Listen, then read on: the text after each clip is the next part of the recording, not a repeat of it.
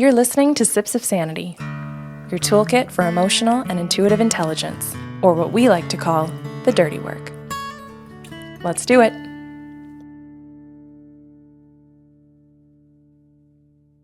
Well, welcome to February's Sips of Sanity. How are you, Kelly? I'm doing all right, Karen. Let's do this. Okay, so what we did was we picked self-esteem as our topic for this month. I'm reading the book by Nathaniel Branden called The Six Pillars of Self-Esteem. So I do want everybody to know that that's the resource for the series, in case they want to go out and buy the book. Yeah, I'll put the link in the description. Thank you. It's a big, thick book. I'll forewarn people that We like thick books. Yes, we certainly do. But for people who don't or who feel intimidated by it and think, oh God, I'm not even a big reader. This is the kind of book that I personally think you're not supposed to read from cover to cover and just say, I read the book and it took me a week or it took me 2 months or something and I just flipped through the book. I think this is something where people should read a sentence. Yeah, these resources that we give out, especially in Sips of Sanity, are just that. They're not novels, they're resources, and they are to be digested at your own pace. Yeah, and this type of a book, well, as you said, all of them in book club for sure. This type of a book has so many sentences. I'm just going to keep saying it, sentences that are so packed with information. And then you're supposed to be able to take that and reflect, is that something that I actually live through in my life? You're not supposed to just read the sentence and go, self-efficacy means, and then move on to the next sentence. You should be reading the sentence, what self-efficacy means. And then asking 50 questions. Yeah. Do I have it? Yes. Where do I have it? Where is it missing? How come it's missing? When did it go missing? How can I get it back? Who are my people who will help me get it back? Yeah. And okay, so... And that's just off the top of my head. Okay, so I'm just going to hit pause here because some of the listeners are going to go, oh my God, oh my God. Yes, Kelly is a life coach. Yes. So Kelly can spew that stuff off the top of her head because this is what you do all day, every day with your clients, which is different than the channeling job that you also do. So let's just give you full credit for what you just did. Oh, thank you. And I'm saying that because I think that there will be people listening to that who might go, oh my God, hit pause, hit pause, hit pause. I got to go get a pen and paper. Do it. Yes, go get your pen and paper, hit the pause button, write down the questions that Kelly just said, because that is what we do and what we want you to get out of the Sips of Sanity series. Mm-hmm. So you just gave them their first golden nugget.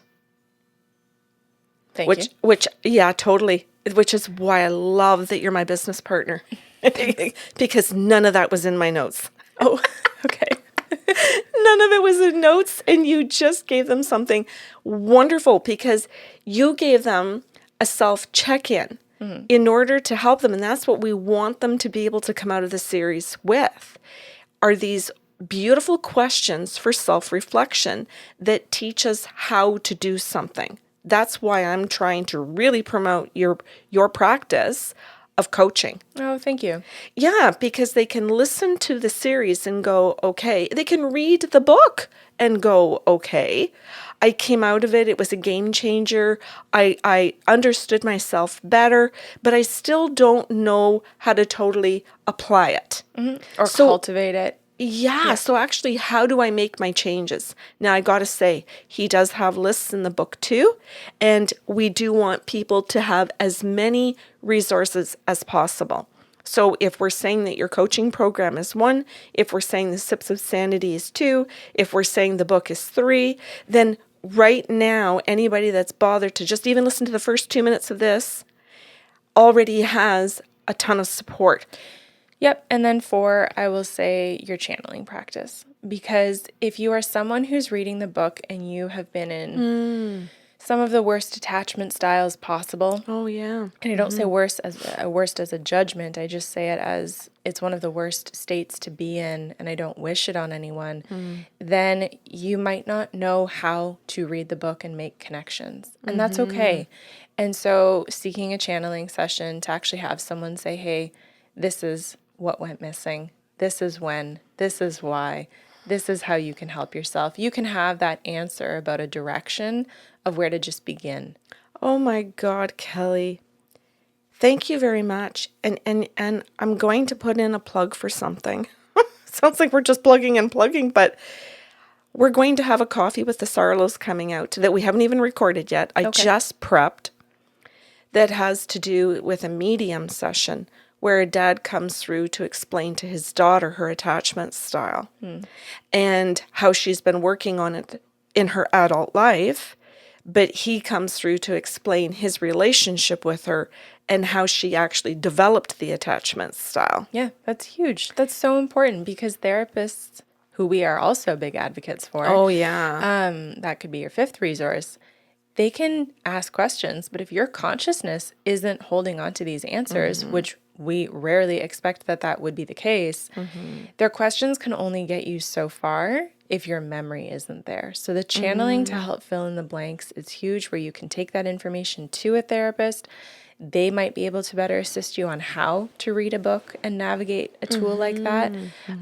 This is why you want to have lots of resources in your corner and people in your corner. That's good. Okay, so back to self-esteem. Well, and I wanted to start the whole conversation with what self-esteem does for us in our lives, so that people could sit and listen. Well, I've got self-esteem. I have lots of confidence. Or I accomplish lots. Yeah, I get shit done, or I don't tolerate anybody's shit. But in actuality, you're a bully. It isn't coming from a place of esteem. It can be coming from a place of fear. It can be coming from one of the three unhealthy attachment styles where you're really motivated by the attachment style, which is your fear and your patterns of I respond when you trigger me. I react. Pardon me. Thank you. I react when others trigger me. And I think that is my self-esteem, as opposed to, no, I consciously think and don't feel and go through healthy self-assessments and processes and thinking patterns that are healthier, so that you actually make solid decisions and take the appropriate actions that come from a place where you feel secure, which goes with the secure attachment style. So let's just say to all the people that regularly follow us and anybody that's new, we did do the attachment styles. In a previous Sips of Sanity. Yeah. Yes. And it's coming up in our book club on patreon.com. It's happening. Pardon me. By the time this comes out, yes, it will be happening. That's correct. But that's something that people can access in retrospect. Yeah. If they do just decide to join Patreon and actually, hear the rest of this series, first of all, and also choose to unlock all of our previous resources, they can access this book and breakdown. Good. So if we go back to our lists now, I'm going to say that some of the reasons why people should be interested in this is because when you have good, healthy self-esteem, you are more likely to stay in reality and be a realistic person instead of going into limerence or wishful thinking. It also, on a fun note, allows us to be creative. Right? When we have self-esteem, we have the confidence to explore our interests and create in this world and innovate in this world. And on top of that, that flows into our ability to be independent beings in interpersonal relationships. So not independent where you are flying solo in life, but just the ability to act independently, think independently, feel independently, and not merge with others. Oh my word. And I think, one of the overarching concepts that we're also going to be talking about is self-esteem impacts your ability to adapt to change.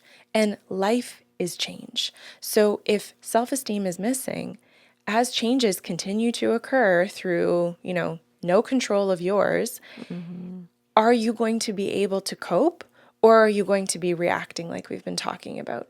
And reacting, as you said, Kelly, in that terms of independence can mean that if you don't have high self-esteem, that you will merge with other people, hoping that they'll do the problem solving and sometimes even take the actions for you. Right. Which further devalues your self-esteem because you lose self-efficacy, the ability, or pardon me, the idea that I can tackle something, I can be successful, I can learn. Self-esteem and self-efficacy move together, right? So as you merge with someone else and give away your thinking and feeling patterns and attach them to others, your ability, or your idea of your belief. Yes, thank you, that you can do something totally dwindles.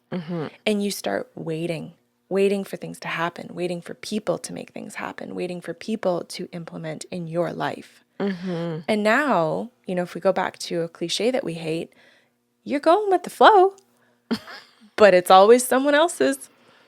And that self-esteem doesn't have that chance to rebuild. Right. So why you should care. Yeah. And I'm going to add to that. You should also care if you're a boss, because if you lack your own self-esteem, you may motivate other people, not through building their esteem, but you may motivate them through fear. You may also lose the respect and loyalty of your people who are supposed to be following your leadership because they see your lack of self-esteem and think, well, someone's got to fucking take over. Oh my God. Right? We can get into personality styles here, that when people sense you don't have a self-esteem, how do they react or respond to you? When we see that in work environments where you walk in and you see the owner or the boss or the manager really doesn't have any self-esteem, and you see one of their employees, it could be their administrator or a salesperson who actually is really running the group. Yep. And I mean, you're kind of leaving it to a Hail Mary there that they're going to do it well and kindly and healthily versus bullying because they feel their own kind of fear and need to just get things done because you're not stepping up. But this is a bigger conversation. We're just talking about self-esteem, what it is, and why people need to care about it. And I want to throw one more thing in before we close it for the first show. If you don't have self-esteem and you are a partner or a parent and you lack it yourself, you're not going to know how to foster it in your partner or teach it and instill it in your own children. Well, okay, I'm going to say this in a little bit more of a hard-hitting way then. Okay.